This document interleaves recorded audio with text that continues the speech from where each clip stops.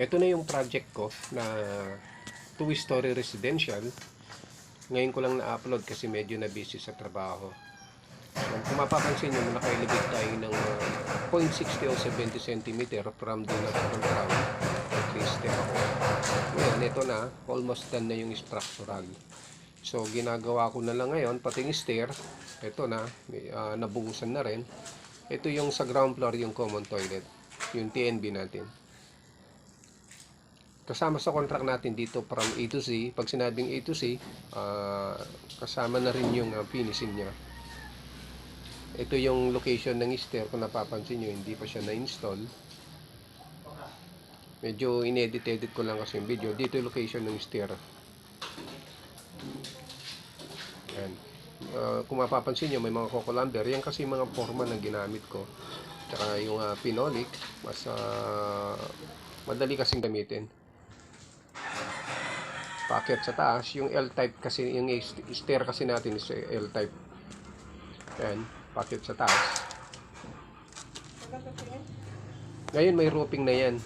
Nalagay ko na yung roofing. Sa ngayon kasi, na-video ko to is wala pang roofing. Hindi pa na-install. Pero ngayon meron na. Yung ginamit ko na main truss dyan is tubular lang.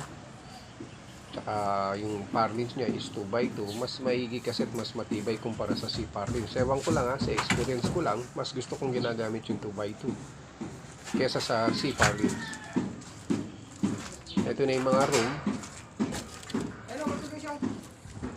So, tapos na rin. Sa susunod na video ko is papakita ko naman kung yung finishing para hanggang matapos. Papakita ko rin yung end of perspective kung ano magiging outcome o kung ano magiging itsura ng bahay na to hanggang matapos. So, salamat mga guys sa suporta nyo sa channel ko. Sa susunod na mag-upload ako, ipapakita ko how to estimate, how to calculate rebars, cement, sand and gravel. Mag-tutorial ako. Sa ngayon kasi medyo hindi ko pa maasikaso. Sa mga gusto magpagawa ng bahay, just email me. Kasama na yung plan. Kapag halimbawa nagpagawa lang kayo ng plano lang. Ito na yung magiging itsura ng project na ginagawa ko ngayon. Kung mapapansin nyo, may mga revision o revise. Meron po sa gitna, sa labas, sa entry ports, pero hindi ko na ginawa. Ayaw nung mayari. Tama nga naman kasi liliit yung entry ports. So yung mapapansin nyo, may mga canopy, may mga finger wall siya sa gilid. So makikita yan lahat dun sa finishing na. Kapag nagpalitada na, so ilalagay lahat yan.